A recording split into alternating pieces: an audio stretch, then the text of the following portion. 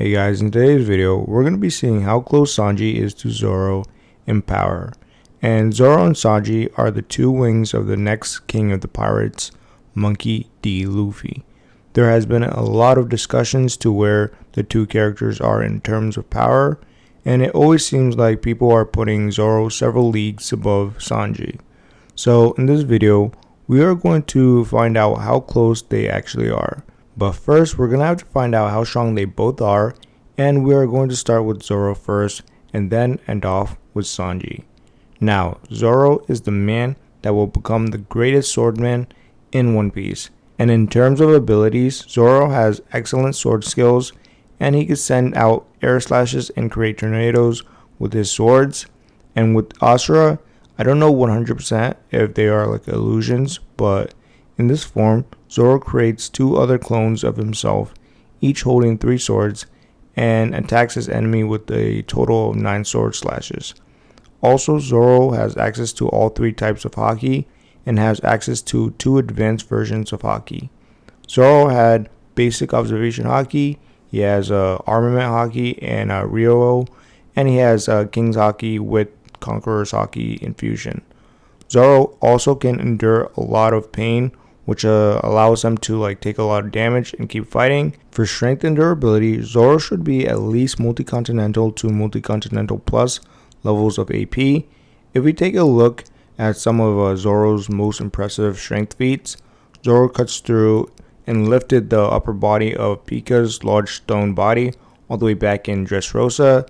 That feat was calculated at 17.2 teratons of TNT, which is country level. Zoro also cut the large horn off of Onigashima, which was calculated at 1.92 teratons, or a small country level. But Zoro scales much higher due to him scarring Kaido several times, and after he recovered, he then fought and defeated King. These 2 feats alone put Zoro comfortably at multi-continental levels of AP at the very least, due to Kaido being anywhere between moon level to planet level in terms of AP, because it was stated that he was the strongest creature alive, which should scale him to Old Whitebeard at the very least. Now for Zoro's speed, he should be at least faster than light plus to massively faster than light. One Piece characters have been shown time and time again to dodge light beams and move faster than light. Zoro himself was fast enough to dodge Kuma's paw cannons, which he can repel air at the speed of light. Also, he dodged Kuma's light beam, and that was all before the time skip. And now after the time skip, Zoro is able to react and land a blow on King in his flame off mode, which gives him a massive speed boost. And Zoro's attack speed is incredibly fast, with him being able to speed blitz King and keep up with other high tiers in the verse. Now with Zoro scaling out of the way, let's figure out how strong Sanji is. Sanji's goal isn't to be the strongest or the best, but to find the all blue, which a lot of people use against him when compared to Zoro. However, this goal shouldn't affect Sanji's strength at all. A bodybuilder's goal to become the best chef wouldn't necessarily make him any weaker by any standard. The same thing should also apply for Sanji. In terms of abilities, Sanji has quite a few. Sanji has the ability to fly/walk on air with Skywalk. Sanji has the ability to catch on fire and send fire-based attacks. He could also increase the temperature of his fire, and his fire is hot enough to produce plasma. Sanji can vanish in front of his enemies due to his speed, and after Wano, Sanji unlocked his genetic powers, which allows him to quickly repair his body. This includes any damage to his bones. Sanji is also very skilled in martial arts and is very proficient with his kicks. Also, Sanji used to have a raid suit, which would make him invisible and let him fly around and create a force field that protects him from attacks, but he destroyed it, so that doesn't count. However, it did give him a new mode due to it awakening his Germa genes called Ifrit Jambe. Sanji also has 2 other forms of haki, observation haki and armament haki. Sanji does not currently have King's haki, but there is a possibility he could get it later on in the story. Sanji also isn't confirmed to have the advanced version of observation haki or armament haki, but It was stated that Sanji specialized in observation haki and has the best observation haki out of the crew, and Sanji was able to dodge Katakuri's jelly bean attack, which he saw into the future which way Sanji was going to dodge, and Sanji still dodged it. Now for AP, Sanji also scales to multi-continental levels of power. However, it is on the lower end of multi-continental.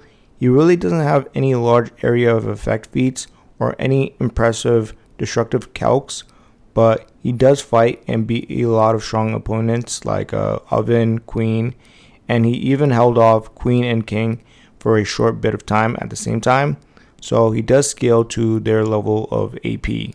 Now for Sanji's speed, which is the most impressive thing about him, Sanji should be massively faster than light to massively faster than light plus. Not only is Sanji dodging and kicking away light beams with ease, but Sanji is also speed blitzing characters like Oven and Queen to the point they can't perceive him and don't even know what hit them. Sanji might as well be the second fastest in the crew, right behind Luffy, if not the first. There's a reason why people say this for Sanji. The fight starts and Sanji disappears. Most characters in One Piece aren't matching him in speed, even the high tiers. Now that both Zoro and Sanji scaling is out of the way, let's find out how close they are to each other in terms of power. In terms of abilities, I say they are quite evenly matched. While Sanji might be able to fly, send out fire attacks, disappear in front of his enemies, and heal himself in his new form Ifrit Janbei, Zoro has all three types of haki and can use two of the advanced versions of haki. He could also create tornadoes and has Ashura. They both have a good amount of abilities and are relatively equal to each other. And for strength and durability, Zoro takes the cake. Zoro is much stronger physically, and he has shown more destructive feats out of the two. Zoro is slicing giant stone Pika all the way back in Dressrosa, and his slashes are devastating. Sanji's kicks are more concentrated, so we don't see the full destructive capabilities of his attacks. This doesn't mean Sanji is weak, it just means Zoro has an edge over Sanji when it comes to strength. However, Sanji does take the cake when it comes to speed. Sanji is way faster than Zoro and has shown much better speed feats than Zoro. Sanji completely speed blitzed Oven, who isn't too far from the sweet commander level, and he blitzed him so bad that he thought Pound was the one who hit him. After speed blitzing Oven in Whole Cake Island, Sanji proceeds to speed blitz Queen, who is a second commander of the Beast Pirate crew. This is the same Queen who was fighting and reacting to attacks from Marco the Phoenix, and Queen couldn't even react or perceive Sanji. This is a whole nother level of speed. And no, this doesn't mean Zoro is slow. Zoro is reacting and landing hits on King in his flame off mode and could land hits on Kaido. It just means Sanji has an edge over Zoro in terms of speed. So if you look at the three categories, Sanji and Zoro tie when it comes to abilities. When it comes to strength and durability / endurance, Zoro takes it. Zoro just has way more power behind his attacks, and his armament haki is way better than Sanji's. And he also has Conqueror's haki infusion, so he scales higher in terms of AP. When it comes to speed, Sanji takes it. Sanji just has way more speed behind his attacks, and his observation haki is still better than Zoro's, even if he doesn't have the advanced version. So in conclusion, they are very relative to each other, one way or another. Zoro has the advantage in terms of strength, but Sanji has the advantage in terms of speed.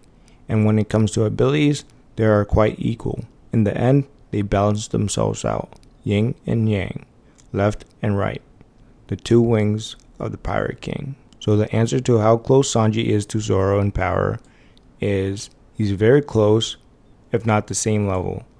And Zoro would be right here. Either way, it doesn't really matter. Let me just do this. I know a lot of people are going to be mad if I did that.